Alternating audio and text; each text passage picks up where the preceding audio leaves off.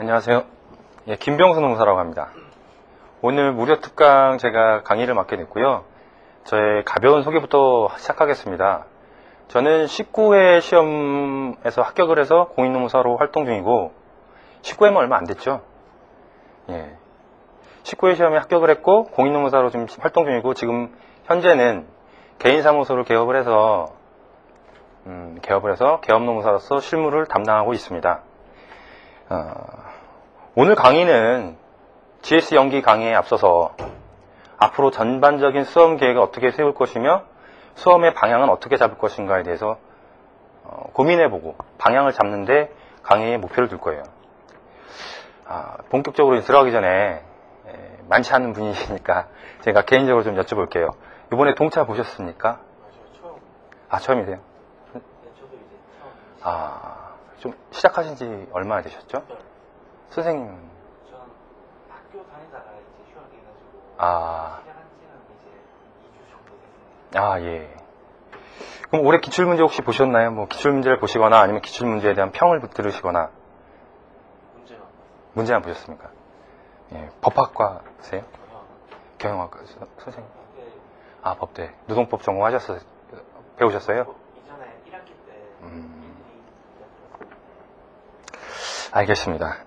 전반적으로 이제 수험생활의 전반적인 것에 대해서 한번 짚어볼 거예요. 우선은 오늘의 목표는 이겁니다. 합격하는 공부. 수험생은 철저하게 이 합격이라는 목표를 두고 가셔야 돼요. 학교에서 이렇게 대학교 다니면서 이제 전공 시험을 보거나 그런 거랑은 좀 다른 측면이에요. 예를 들면은 이론적인 부분에 너무 깊게 들어가는 것이 아니라 답안을 어떻게 현출할 것인가, 현출할 때 이 부분이 들어가야 될 것인가, 한 가지 예를 들면 그렇단 말이에요. 철저히 수험생 입장에서 합격을 목표로 두고 가셔야 됩니다. 합격을 목표로 두고 가시기 위해서는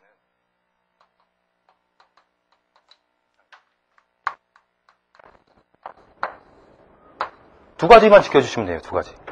물론 성실근면 당연하죠. 당연한 겁니다. 하나 더 필요한 게 수험의 방향에 맞춰서 시행착오 없이 나가야 되는 거예요. 출제 경향이 이렇게 바뀌니까 기존의 수험 방법에서 플러스 알파 할 부분이 어느 부분이며 그 알파 하는 부분에 대해서 어느 정도 투자를 해야 되는가. 그게 중요한 겁니다. 결국에 합격은 250등 안에 들어야 되는 거죠. 그죠? 250등 안에 들기 위해서는 남들만큼 하되 남들보다 조금만 더 하면 되는 거예요. 성실하게. 시행착오를 줄여가는 방법은 지금 시점에서 이루어져야 됩니다. 전반적인 수험 계획이 잘 짜여져 있어야 하고 각 과목별로 정리를 어떻게 해야 될 것이며 이런 것에 대한 계획이 잡혀있는 상태에서 수험을 들어가야 시행착오가 없는 거예요. 저도 신림동에서 수험을 꽤 오래 했는데 하면서 많은 시행착오를 겪었습니다. 그런 시행착오를 겪지 않는 방법에 대해서 오늘 강의의 주제로 삼고 강의를 나갈 겁니다. 크게는 주제로서 첫 번째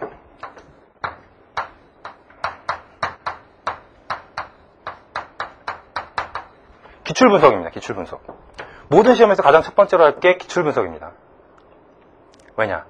시험의 방향은 점점 변해가기 때문에 기출문제 분석을 통해서 다음 연도에 수험의 방향은 어떤 방향에 치우칠 것이다. 나의 그래서 공부하는 방향도 그에 맞춰서 가야 한다. 이런 개략적인 개념이 들어가 있어야지만 수험하는데 시행착오가 없겠죠. 가장 문제 해야 될 게 기출분석인데 초심자 입장에서는 혼자서 기출분석을 못하세요. 이게 어려운 문제인지 쉬운 문제인지 알 수가 없단 말이죠. 오늘 기출분석을 같이 하실 거고요. 제가 기출문제를 풀어드리겠다는 소리는 아닙니다. 풀어주는 건 의미가 전혀 없어요. 풀어도 잘 모르실 거예요. 시작한 지 얼마 안 되셨기 때문에 첫 번째로 기출분석을 통해서 수험의 방향을 정한다.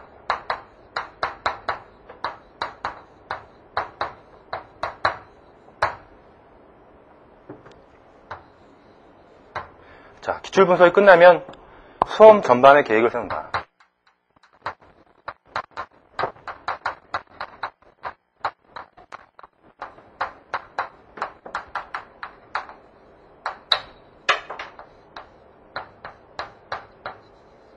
분필이 좀 약한가 봐요. 중국 사람인가? 전반의 계획을 세운다. 이건 왜 필요하냐면 크게는 일단 크게 한 11개월 남았습니다. 다음 2차, 2012년도 2차가 11개월 정도 남았는데 수험 전반에 큰 계획에 따라서 가야지만 내가 잘하고 있구나, 아니면 좀 내가 너무 루즈하게 하고 있구나, 이런 거에 대한 피드백이 나오는 거예요. 그죠? 첫 번째로 그 이유고, 두 번째로 수험 계획을 제가 좀 이따 세우는 것을 보시면 아시겠지만 굉장히 구체적이고 현실적으로 갑니다. 그러니까 시험 전날을 상정을 해서 내가 시험 전날 한 과목을 몇 페이지를 볼 수 있을 정도의 실력이 쌓아져야 되는구나, 이런 것까지 제가 검토를 할 거거든요.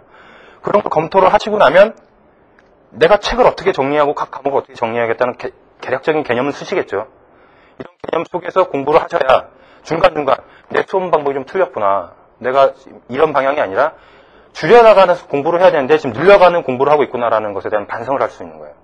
그래서 그런 측면에서 수험 전반에 큰 계획을 수립하는 것은 매우 중요하고, 그것 또한 제가 구체적으로 말씀을 드릴 거예요.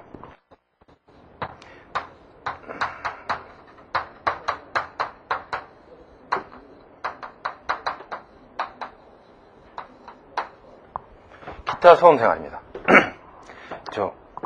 적지는 않으셔도 됩니다. 이거는 사실은. 오늘은요, 긴장을 푸시고 들으세요. 그러니까 제가 1번 같은 거는, 기출분석 같은 거는 강사 입장에서, 객관적인 입장에서 굉장히 말씀을 드릴 거기 때문에 어느 정도 좀 받아들이는 입장에서 들으셔야 되고, 2번, 3번 같은 경우는 지극히 주관적이라 할 수 있습니다. 그렇기 때문에 참고하시는 거. 그러니까 2번, 3번 같은 경우에는 제가 먼저 합격한 합격생의 입장에서 그냥 조언을 드리는 정도니까 너무 이렇게 경직이 돼서 들으실 필요가 없다는 말씀이에요. 그러니까 좀 가볍게 들으십시오. 오늘의 큰 주제는 이렇습니다.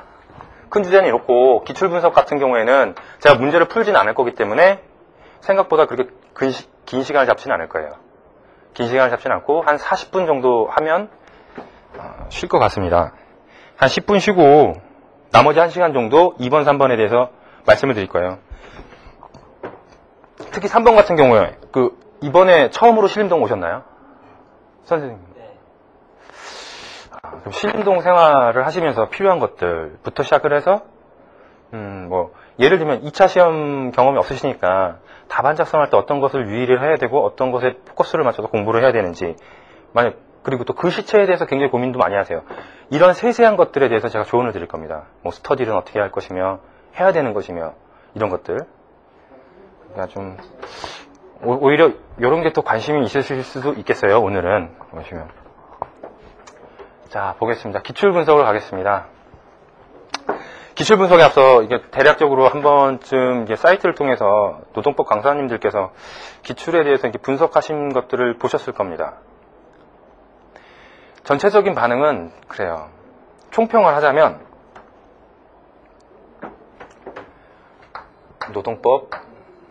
노동법만 말씀드리겠습니다. 노동법은 1교시 어려웠다.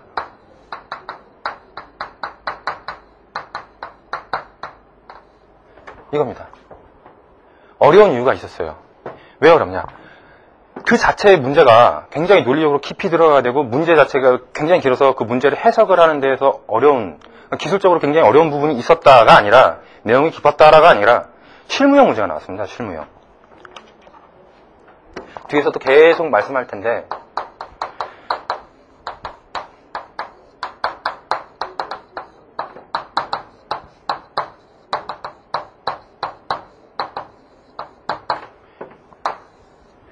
이런 말 들어보셨어요? 실무형 문제. 이 말 뜻이 뭐냐면요, 실무에서 매우 중요한 문제라는 얘기죠. 근데 왜 어려웠냐? 실무형 문제면 실무형 문제대로 풀면 될 건데 왜 어려웠냐?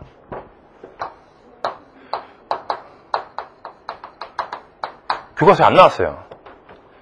모든 교과서에 안 나온 게 아니라 신림동에서 다들 보는 수험서들, 그러니까 기본서라든지 강사님들이 쓴 수험서에 그 문제에 대한 자세한 설명이 없었던 거예요.